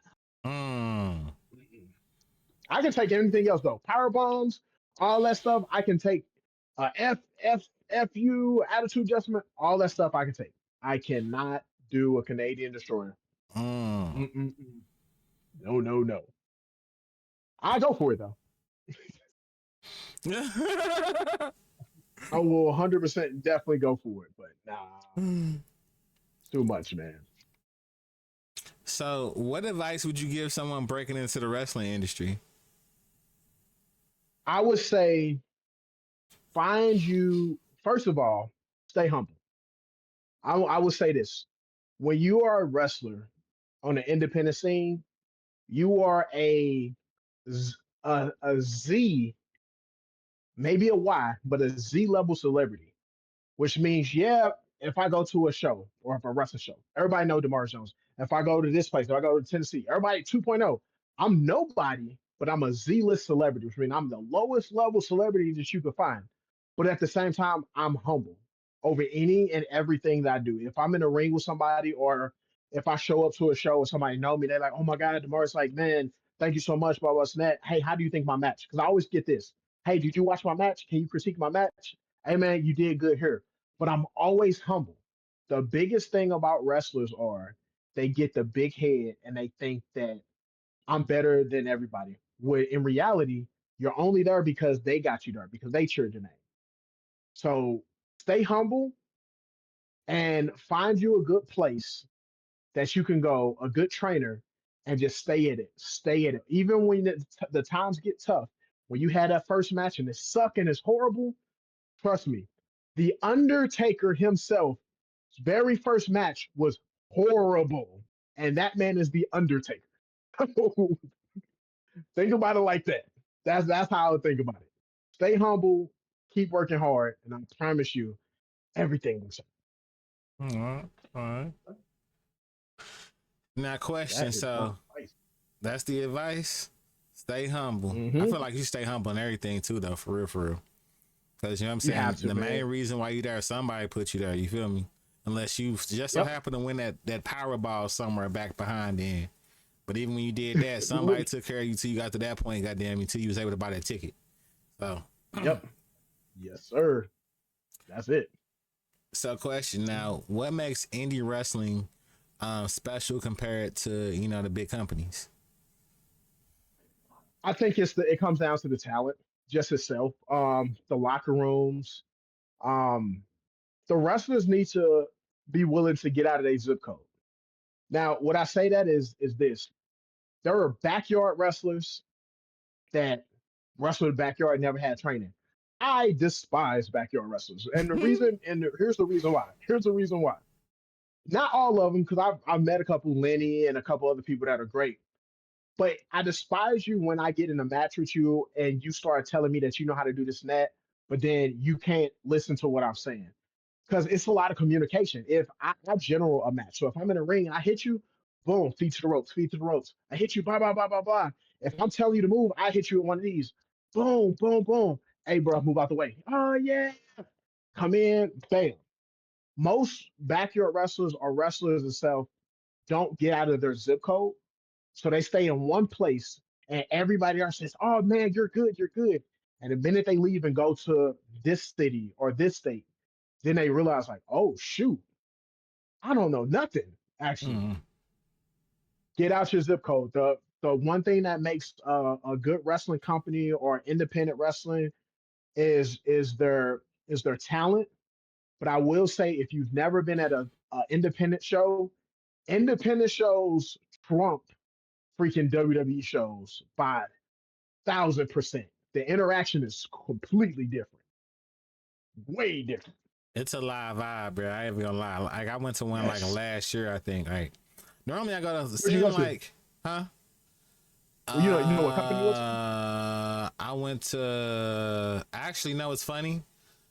The Hmm. last time I went to one, it was the lady you know that I know, Doug O'Shea and them, and Espinoza was Yes. actually on the card whenever I went. Yep. And I went to that one. So that was probably 2 years ago. And then I went to another one, but it was like during the STL Anime Con. So they had a ring Okay. set up too. So like I try to hit Okay. like one randomly, like once a year I go try to, you know what I'm saying, venture off into somewhere. And I have I been to one this year? I did go to one this year because I went to what's his name. So moving forward this year, I Okay. need to find something too, but also networking a little bit more too though. So Yes. Yes. And this is gonna blow up for you, man. I'm telling you right now, stuff you doing, bro. Like when I be watching, and forget 2.0 for a second. Shout out to Charles. All right, Charles be killing it with this. Like I go through my TikTok and everything, and I always see this and everything, try to like it and stuff, or watch it for you and everything. Like, bro, you doing your thing. This right here is just the first. I'm gonna call friends and stuff, and then people gonna be coming on your show, man. Like this is gonna blow up. Like I want to just pray right now, Lord Jesus, to help him to where his show blows up. In Jesus' name, amen. Like amen. this, 100% for real, for real. Shout out to you, for real. Thank you, bro. Thank you. Thank you. And we be Sir. bouncing off a lot of stuff back and forth between each other too. Like randomly for yeah. something small. For the 120, no, actually for I got 124 on my channel now, so that's growing on my YouTube channel. But for the podcast channel that had nobody on that motherfucker for hellas, and I was like, bruh, I can't get anybody to watch it. Like I don't know what's going on. And I went in and I was in this man's office and I was like, bruh, nobody watches this shit. And I don't know why. And it has the same shit as my page. Like, what the fuck? Like, I feel like it should be easier and cleaner. And he was just like, oh, you don't got nothing right here, here, here. And I was like, what? Literally. Yep. And I was like, That's damn. So shout it's out. like an interview. It's like it's like an interview. You bring your stuff so they can see who you are. That's all it is. Man, look, at that point in time, I know 4 people probably fucking found me from word of mouth, but the rest of the motherfuckers, probably about the good 45 of y'all who actually discovered some shit. Thank this man for whatever thumbnail I got that attracted you. You know, I try to make sure I keep thumbnails on those pods. I need to figure out how to throw a thumbnail on a short though, bro. That's that woo. That's what I ain't been doing. Let me know. I chat GPT in a minute for you. Hey, bro, it's that with them Opus clips though, bro. It's because the Opus clips like schedule it, and I be trying to like that's the part I need to figure out how to schedule it with the thumbnail in it. You know what I'm saying? Because most of the time, I just pick a picture and I just take it and run with it, bro. Opus clips is one of the reasons why I'm able to drop so much content. Because I know it seems like I drop a lot of content, but for real, half the time, bro, I be having Opus clips. Like I be having that mug set up on a schedule, and if I forget the schedule one, I got it on my phone where I can like literally go outside, smoke a cigarette, and be like, yeah, let me post, like schedule this to post at 1. And it's gonna post on Instagram, YouTube. I know I'm fucking Instagram up, but I don't care. I'm not putting a polished project out there. I'm putting something there. I don't care. Like, but I don't care, bro. But I go hit one button and it posts to both YouTube pages, Instagram, TikTok, and whenever it's podcast stuff, you know, to the other homie TikTok. So it helps out with that. You know what I'm saying? Whenever you're trying to like flood. So I appreciate that. It's gonna blow. It's gonna continue to grow, man. Like it's gonna continue. I'm gonna be like, hey, that's my boy. I know him. That's gonna be what's up. Shit, you gotta be right there with me. Shit, I'm like, this the first one had my interview. Look, I want you to be the Ray J to the Breakfast Club for me, sir. Like, let's get this. This gonna be the first time, and I'm gonna be here 10 years later, and you're gonna be looking like, what the fuck? I'm be like, hey, I'm still here. Hey, look, we going places. That's all I'm saying. We going places. 2026, here we come. There we That's go. all I'm saying. Look, and I'm be on hitting up that Wall Street Mania too, bro, so I can get my bread right. Bro, look, that's the way the world working right now. That's where you want to be at, and that way you can do your podcast and everything, and do whatever. Click a button, make your money. Podcast. I'm hip because you know the way things going. You know what I'm saying? We can't say everything we want to say because we still work for people. So, well, me, I can't say everything I want to say. I still work for people. So sometimes I just sit back and shut the fuck up. But I would like to be able to be like, First Amendment, right? Like, you know what I'm saying? Like, yeah. But a little off subject, but let me hop right back in because we almost about done with this. I know you're a busy man. That's cool, man. I'm enjoying it. That's what's up, bro. I appreciate it. Try to make it an enjoyable experience. You feel me? So, of course, that's what's up. Who would your dream tag team partner be? Oh, besides Jericho, I got to let me get off the Jericho train for a second. My dream would probably be AJ Styles. Actually, AJ we Styles. don't we our styles are very similar. Hmm. Now, as far as in the match go, like he's more the high flyer and everything. When I have to pull out that guy, I will. Hmm. But for the most part, I would be the brawler. He would be that person. But AJ Styles will 100% definitely be somebody I would love to partner with. I mean, shit. Or, or, or in my heel moments, Randy Orton. Mm. Randy Orton. Like man bun. There was a time when I rocked the man bun. The man bun Jones, I would say was probably the most sinister part of my character. I like the stuff that I was doing, the creative stuff I was doing and everything. Like I was almost moving like Randy because I had this flatliner, a jumping flatliner that I called Jonesfield, but it was the way that I was hitting it. I remember one dude went up, he kicked me, he was going for a famouser, and he kicked me, and then he hit the ropes, and when he posted off of me to jump up in the air, I remember him posting off my shoulder, and I threw him up and caught him at the same time. It was dope. That I got video of. That was actually like a dope transition of a flatliner. And I Okay. was always trying to hit it in different ways. So, Randy, you gonna be my partner. You don't know it. Don't hurt me, sir. Don't Let's hurt me, tag sir. him. Please Let's don't. tag him. Shit. Don't know. Shit. Randy be around here, bro. Everybody in St. Louis got a story and bumping into Randy Orton somewhere. Like, especially St. Yeah. Charles Or area.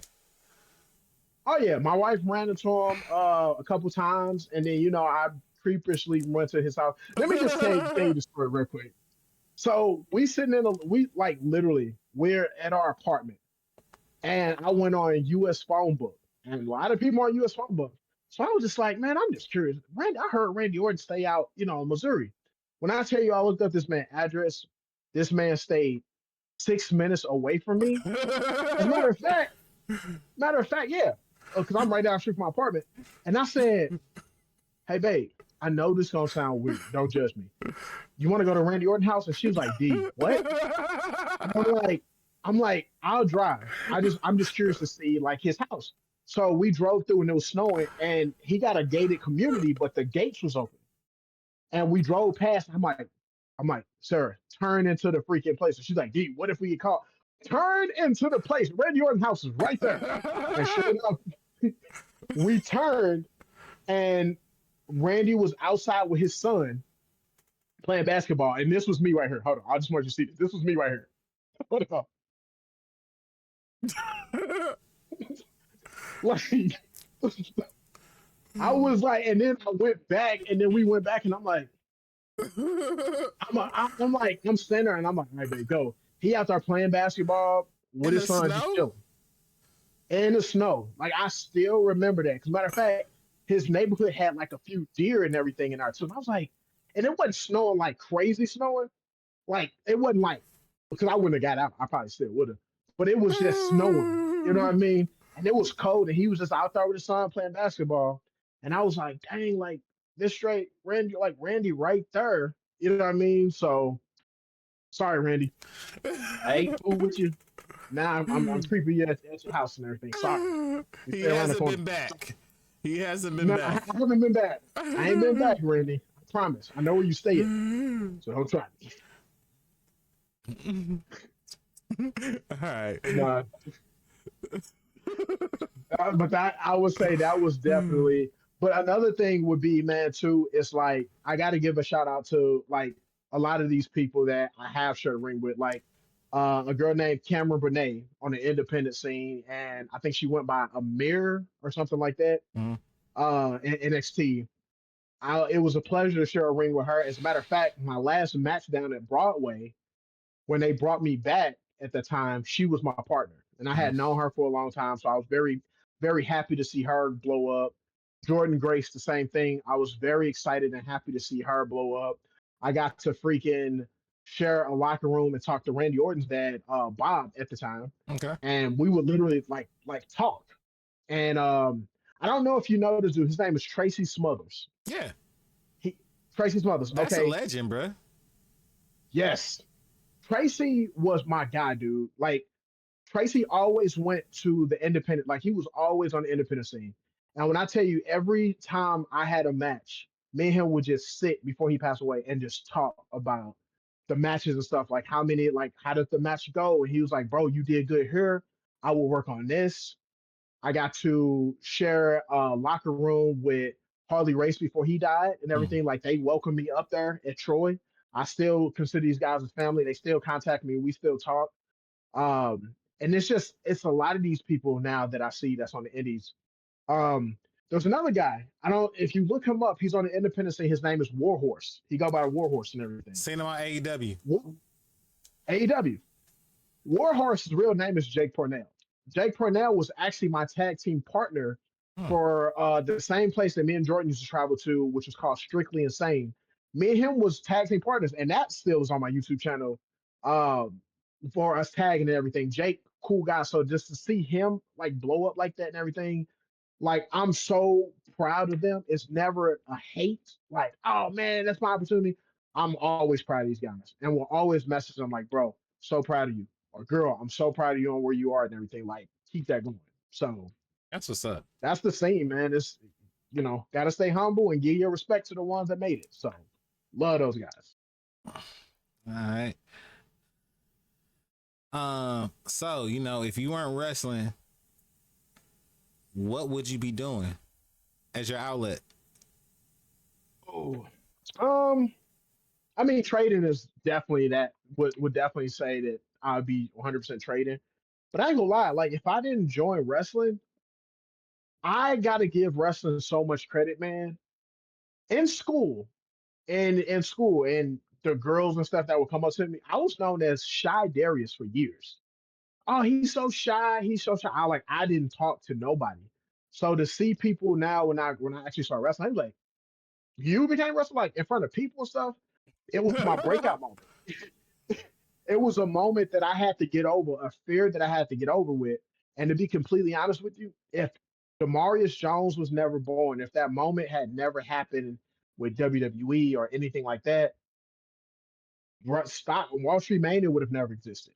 Me probably being at the job we're at right now probably would have never existed because I would have never wanted to get out of that shell. But wrestling caused me to break that shell every single time I went out through the curtains to go, you're the center, figure it out. You're the center, make this work. Make this work. You want to do this? You want to be a wrestler? Make this work. So I give wrestling so much credit. If it wasn't for that, my car flop channel would have never existed because I wouldn't want to get in front of a camera. This interview would have never existed because I would have been too afraid. I didn't want to see my own face or hear my own voice. But dude, like wrestling, thank you. Thank you. I thank you. But if it wasn't for wrestling, yeah, I don't know. Probably on the street doing something else I ain't supposed to be doing. I don't know. Well, you know what? It had to give you some confidence because it take a lot to step out in motherfucking some tidy whities, fucking trunks, looking in front of a crowd of people. Like, damn it, that's like a softcore porno star. Like, hey, I'm stepping out. No, as close to naked as can be. Oh, for Val Venus. Oh no, You gotta get that pelvic thrust going. You gotta get that circle going. All right. the Rick Rude. The Rick Rude, he used to get it for real, for real. Hey, Bro, people sleep yeah, on Rick Rude. Rude, bro. If you knew Rick Rude back in the day, bro, like before, like he ran around with DX and shit, like if you actually saw Rick Rude wrestle, bro, you saw greatness. He was good. He was good. Yeah, He was good. Rick Rude's that dude. Yeah. A lot of talent that people may not know about besides your Hulk Hogan's and your Ric Flairs, like Rick Rude, Jake the Snake. Like, man, Yeah. Rude was that guy. Yeah.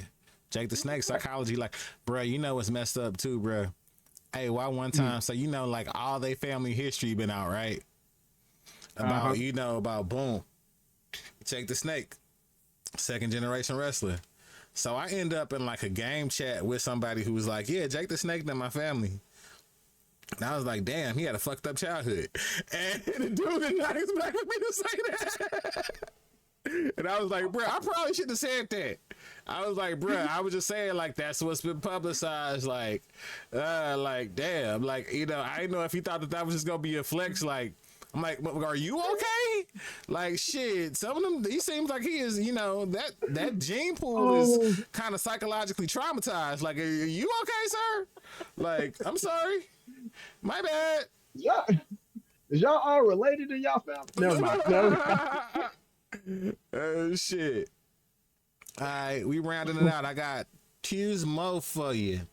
I got What's your favorite wrestling figure? What was your favorite wrestling game or wrestling figure growing up? My favorite wrestling. You said wrestling game or wrestling figure? Either or, both. Let's do both. My favorite wrestling figure. I don't know why. I had a Kane wrestler, and I don't know. It was like something about this character Kane, because Kane was like this monster that didn't have a face. He had a mask, and then like having that toy, I thought my Kane toy was like the best toy. Wrestling game though, man, I'm gonna have to give it to two. I'm gonna have to get two. All right. First one has to be WWF No Mercy on N64. Mm-hmm. And then we got WWF SmackDown Here Comes the Pain. All time. Because when you wrestling backstage and everything like that, and you throwing all your people and I don't know what we was thinking with WWF No Mercy. Like I remember saying, like, bro, these graphics are so real, and they face just like, ooh, they wasn't moving there. Bruh, the way that they moved, it was horrible, bruh, horrendous, bruh. The size comparison of big wrestlers to small wrestlers, nowhere near realistic from where we got now. Y'all new kids playing these 2K games. I know y'all bitch about the glitches and shit or whatever, or the fact that y'all spoiled, bruh. The fact that the Big Show looks like the Big Show and Rey Mysterio looks like, well, not Big Show, I'm sorry. Let's say Kevin Nash, because Big Show is an AEW property right now. I don't know how that shit works. But you know what? I don't know what's up with Mark Henry though, because Mark Henry has been having a lot of like WWE drops, like merch type features and games and other stuff. Like, I don't know what's up with him. Maybe he on like a Legends contract or something to where like he can do both shows or whatnot, or he can go over here, he can go over there. They got to give him a shout out and everything, even though he hit that leg messed up. Yeah. I see when he be walking, that leg gone. But hey, Mark Henry, you still Mark Henry from the Attitude Era. You're my guy. Man, somebody gonna get that wig split. You hear me? Somebody gonna get that wig split. Hey. All right, bruh. This gonna be the last one for me. What you got? Finish this sentence, bruh. Finish this sentence. Okay. The fans should remember me for. Fans should remember me for me being a respectful, loving person. I am going to always be 2.0. I'm gonna always be me, but I'm gonna help you regardless. I'm gonna always have your back. I'm gonna always be respectful. I'm gonna always respect where I came from. I'm gonna always respect the fans and everything. Like I still have signs of fans making that. And when I tell you that right there, like meant so much to me because it's like, dang, you know what I mean? Or somebody coming up to me and just talking to me about their personal. I had a fan message me about their personal life saying I was getting bullied at school and stuff like that. And I'm like, I ain't Dr. Phil, but I sat and talked to them and everything and was just like, hey, just try and stay focused, if you can, seek help when you have to. But I want people to just know me for me being me and not ever changing for anything. I don't change because this person around or that person around, or I want to respect him. And if I got your back and I call you a friend, you're gonna be my friend no matter who come around. So that's just me. That's what's up, bro. That's an honest answer, bro.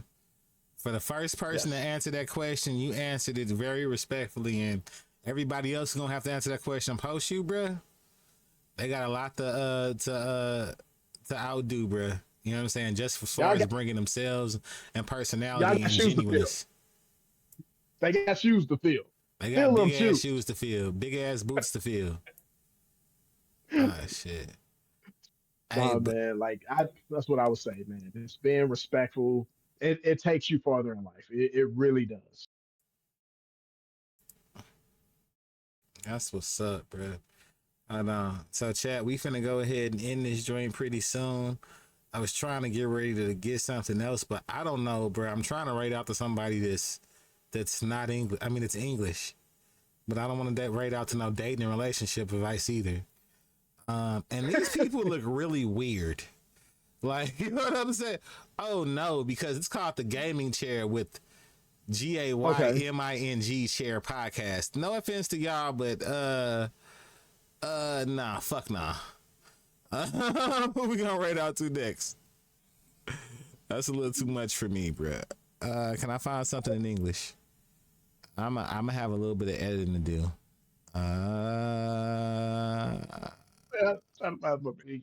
You know what? Oh. All right. You know what? Let's pull up on it. I don't even know what the hell they're talking about, but it is what it is. Oh, they're watching football. All right, so we're going to go ahead and pull off. Chat, I appreciate this. We did have the Marius 2.0 Jones taking us through Jonesville, telling us how Jonesville started and how it got to where it got to where it now is getting its urban sprawl. You feel me? So we going to sprawl out. We gonna spread out. This is gonna hopefully, you know, reach out to the reaches of everywhere. Apparently, we got people in India looking at clips, and UK, and you know what I'm saying. A lot of St. Charles people, a lot of local people too, though. But you know, it's branching off and getting to other places. So, we're gonna go ahead and raid out of this. You already know, whatever you do a lot of. Full motherfucking motion. It's OG Kill You Gently and 2.0 to Marius Jones. Yes, sir. And you already know we functional. We finna be out this joint and be easy. Draw some threes in the Football Kings official chat. Let them know where you come from. Let's go. Let's go. Appreciate you, Charles. Thank you for having me on the show, man. Really appreciate it. Gucci. You good. You good. Hold on. Let me end this joint real quick.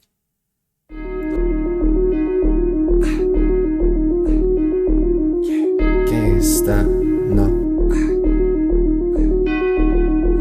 Can't stop, no, I can't stop.